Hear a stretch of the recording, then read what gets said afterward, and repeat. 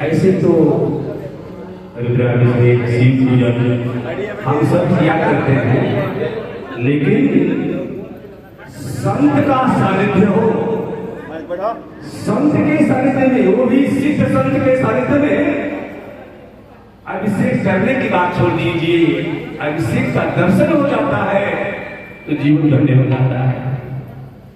ये बालक तो अच्छे प्रसन्न है कि महाराज जी की अच्छे कृपा, जल्दी ये पीठ कट जाता नहीं, लेकिन हमारे रामेश्वर भगवान की कृपा और बालक के ऊपर सरकार की दया दोनों काम आई, जिससे हम सब भगवान शिव की अभिषेक करके धन्य धन्य हुए।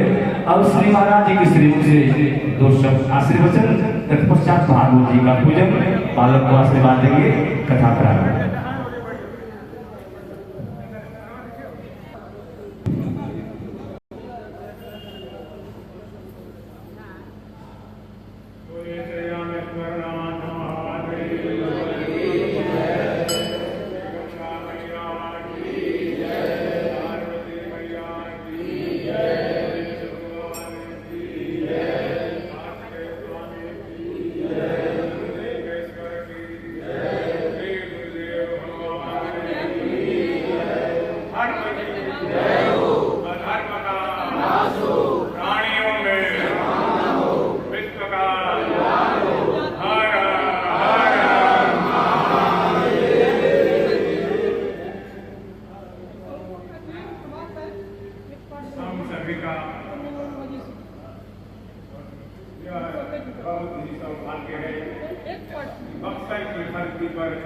भगवान राम के द्वारा जो भगवान शिव की पहली प्रतिष्ठा की गई, उसका रुद्राभिषेक करने का सौभाग्य प्राप्त हुआ तथा सभी को दर्शन करके अपने जीवन को धन्य करने का मौका मिला।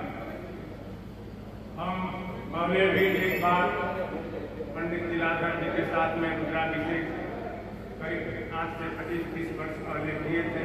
उसके बाद दूसरी बार मुझे भगवान रामेश्वर का रुद्राभिषेक करने का सौभाग्य मिला, इससे मैं बहुत संतुष्ट हूँ और इसके लिए मैं विशेष रूप से ओझा जी का धन्यवाद देता हूँ, जिन्होंने कथा के माध्यम से हमें यहाँ आने का आग्रह किया और हमें ऐसा सौभाग्य प्राप्त हुआ। हम सभी भगवान रामेश्वर की का रुद्राभिषेक किए।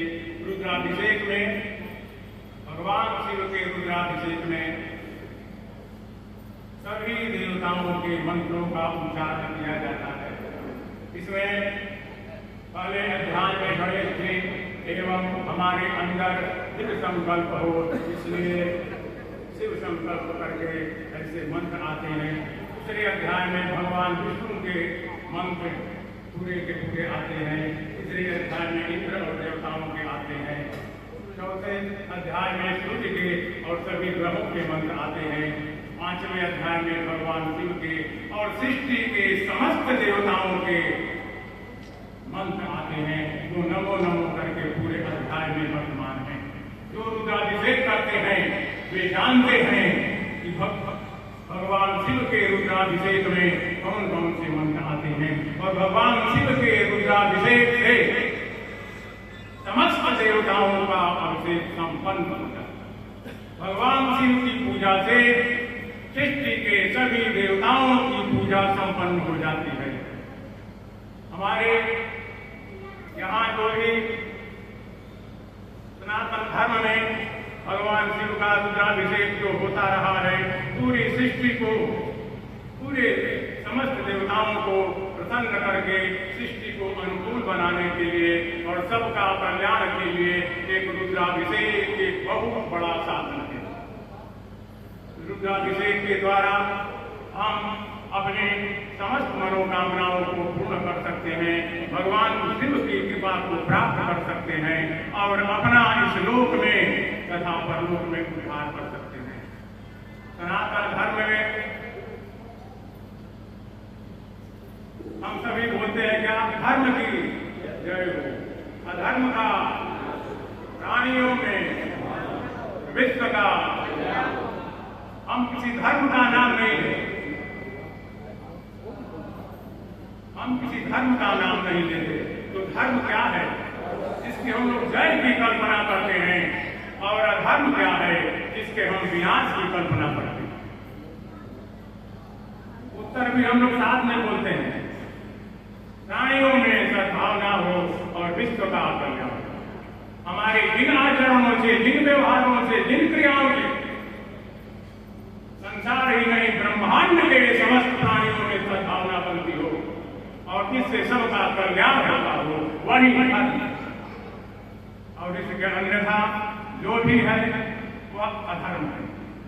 हम धर्म की जय हो बोलते हैं, अधर्म का नाश हो बोलते हैं। हम नहीं भी बोलेंगे तब भी धर्म की जय होती थी, होती है और होती है। अधर्म का नाश होता था, होता है और होता रहेगा। किसको कहते हैं परम सत्य, किसको कहते हैं एब्सोल्यूट ट्रुथ, यूनिवर्सल ट्रुथ। दो नियम, धर्म की जय हो और अधर्म का नाश हो, यह है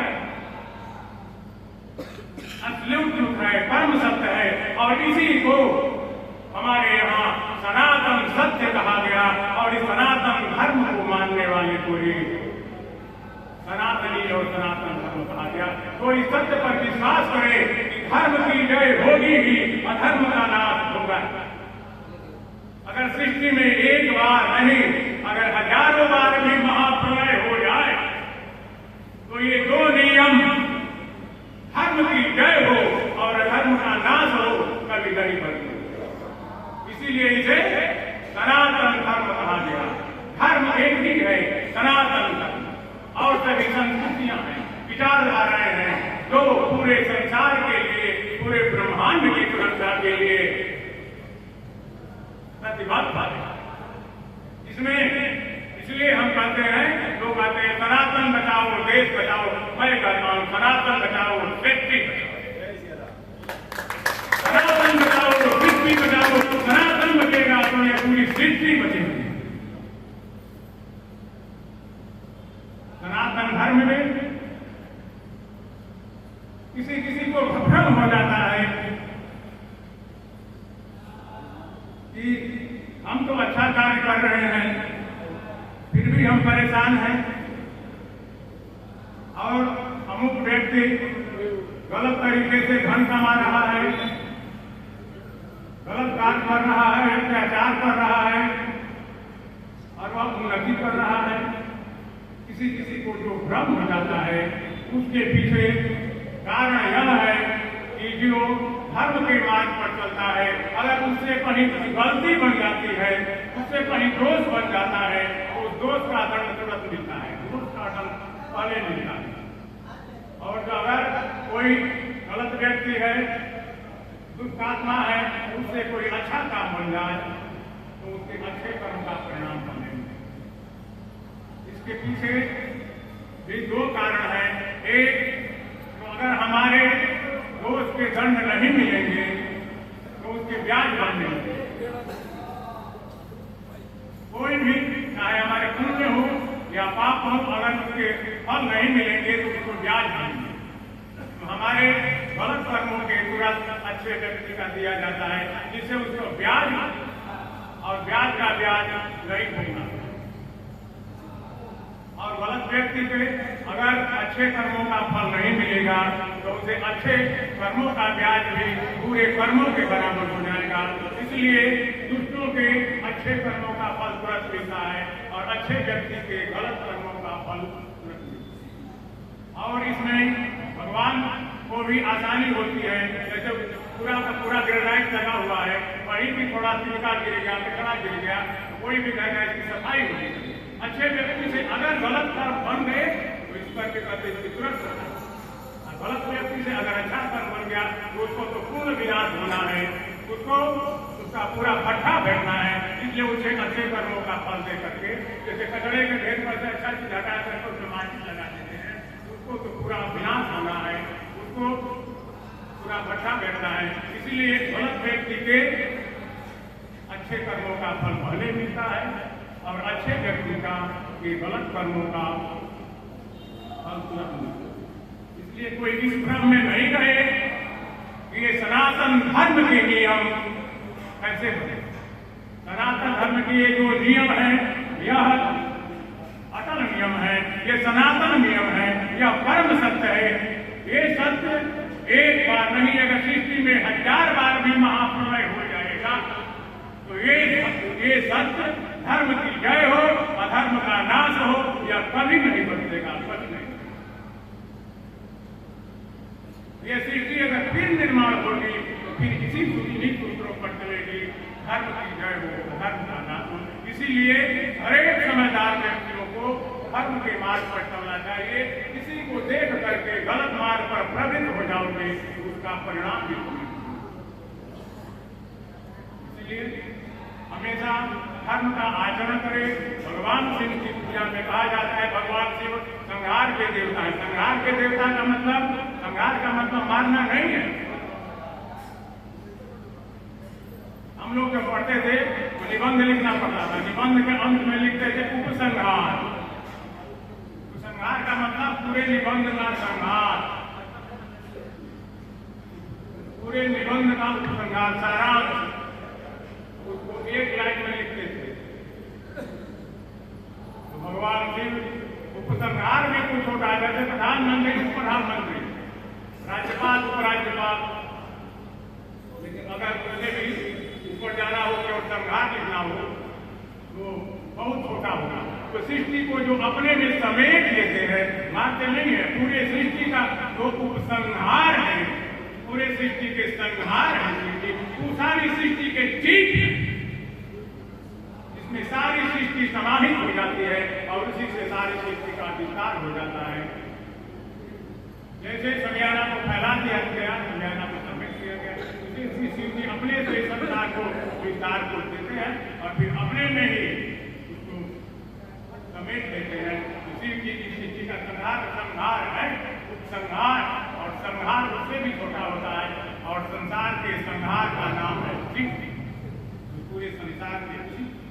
पूरे संसार के बिल्कुल अगर एक छोटे से भी समेटा जाए वही सत्य है, वो पूरे में उसी में समाहित हो जाता है।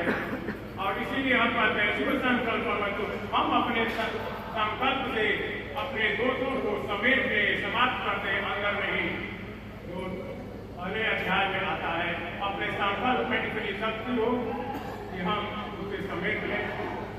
वही भगवान शिव ही संसार के सत्य है। कहा जाता है सत्यम शिवम सुंदरम, शिव ही सत्य है और वही सुंदर है, वही आनंददायक है।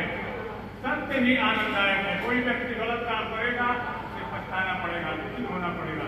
ईमानदारी कहते हैं, ईमानदारी कठिन है, संयम कठिन है, सत्य कठिन है। नहीं, सत्य आसान है, जो देखा वो बोलना है। ईमानदारी आसान है लेकिन लोगों ने इसको कठिन बना दिया, भारी बना दिया। सत्य आसान है, ईमानदारी आसान है, संयम आसान है। इसीलिए यह आनंददायक है, हमें आनंद देने वाला है, हमें मोक्ष देने वाला है, हमें ईश्वर की प्राप्ति कराने वाला है। और इस संसार में जिसे ब्रह्मा ने भी हमारे हाथ में नहीं लिखा उसे प्राप्त भगवान शिव की अर्चना से हमें सब कुछ प्राप्त हो जाता है। हम अपने सनातन संस्कृति के अनुकूल आपस में सभी प्रेम से रहे, परिवार में प्रेम हो। एक दो शब्द परिवार में सुखी रहने के लिए बताऊंगा, उसके बाद पता के लिए मत जो है ओझा जी को बताऊंगा। आपस में परिवार में खूब प्रेम रहे, भाई भाई में प्रेम रहे, पति पत्नी में प्रेम रहे और आपस में सभी दूसरे का सहयोग करें। और ये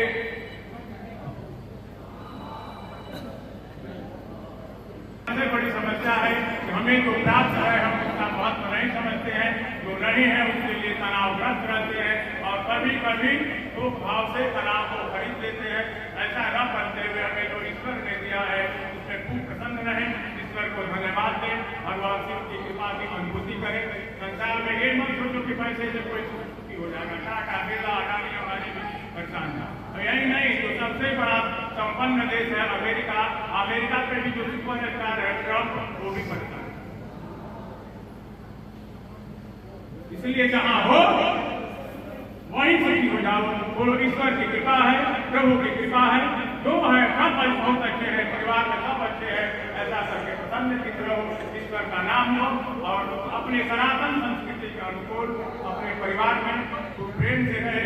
और एक बात और कहूंगा, अपने सनातन संस्कृति में हमारी महिला मंत्रिमंडल रहा, बेटियों का मंत्रिमंडल रहा है। इसे समझने के लिए हमारी लक्ष्मी माता जो है वित्त मंत्री है, अन्नपूर्णा माता खाद्य मंत्री है, जो पार्वती जी हैं, और सरस्वती माता जो है वो शिक्षा मंत्री हैं, और रक्षा विभाग की हमारे काली और दुर्गा माता की जिम्मा है।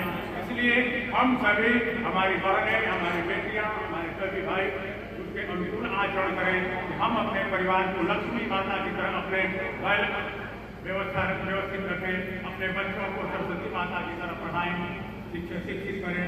और अन्नपूर्णा के जब कई लड़कियों का तो आपको भोजने में नहीं बनाना, नहीं, अन्नपूर्णा माता की तरह सब कुछ व्यवस्था करने की, सबको खिलाने की भी हमारे अंदर क्षमता होनी चाहिए। और काली और दुर्गा माता की तरह अपनी सुरक्षा भी स्वयं करने की क्षमता होनी चाहिए हमारे अंदर।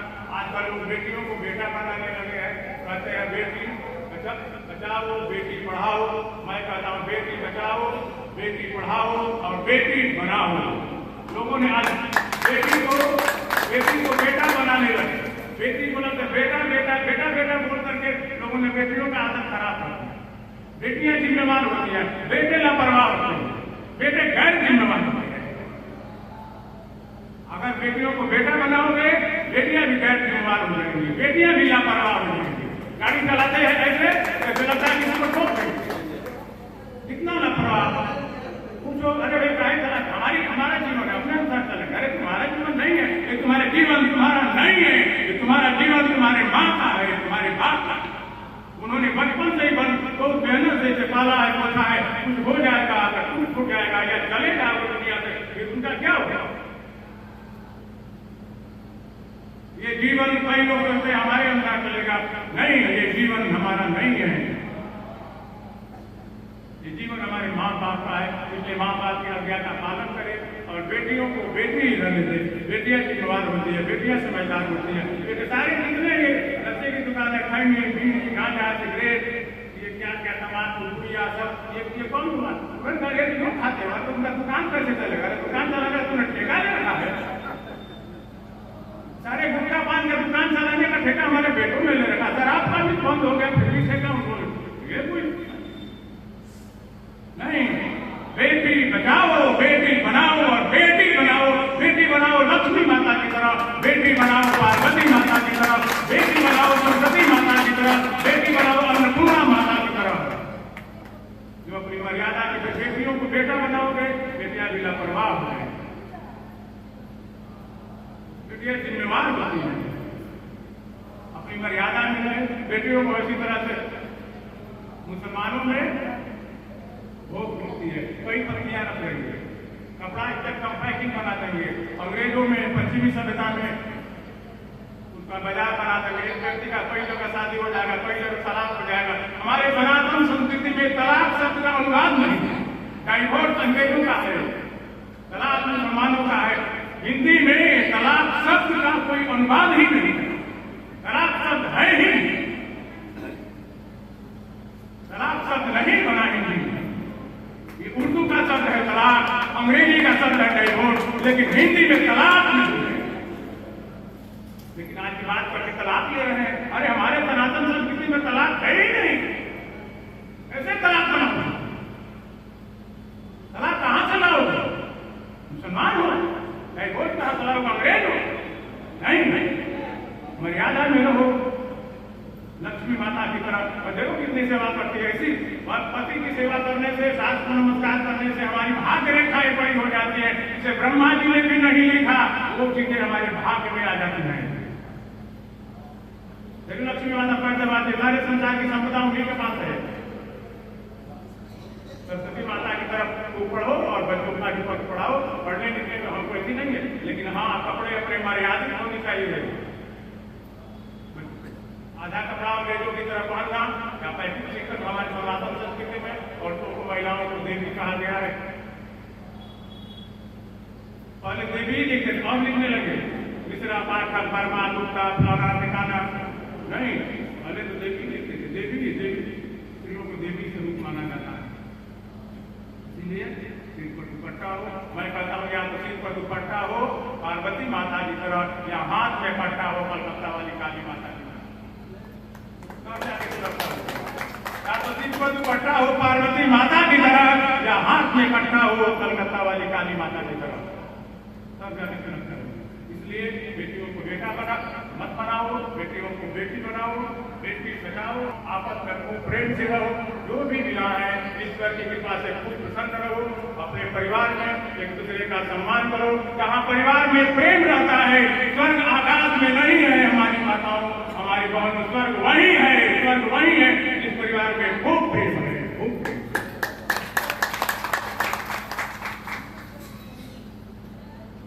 आप कहीं गए हो, वहां पर दो आदमी लड़ रहे हैं, आपस में झगड़ा करना है, आपको रुकने का मन करेगा? झगड़ा जाओगे। अगर थोड़ी देर रुके भी तो उनके चुपचाप चल दोगे। वैसे अगर हम नहीं रुक सकते तो देवता भी नहीं रुक सकते हैं। थोड़ी देर तो इंतजार करती है हमारी लक्ष्मी माता भी, लेकिन देखती है कि परिवार का तला बंद नहीं हो रहा है तो धीरे धीरे लेकिन जहाँ पूरे परिवार में प्रेम रहता है वहां से देवता, वहां से लक्ष्मी माता जाने का नाम नहीं है। अगर घाटा सह करके भी, आर्थिक क्षति सह करके भी, शारीरिक परेशानी सह करके भी अगर परिवार में प्रेम रहता है तो ये बड़े सौभाग्य की बात है। ऐसा सोचना चाहिए और एक दूसरे का खूब सम्मान करना चाहिए, आपस में खूब प्रेम कराना चाहिए। बातें बहुत है, बहुत ज्यादा होता है, बोलिए श्री गुरुदेव भगवान।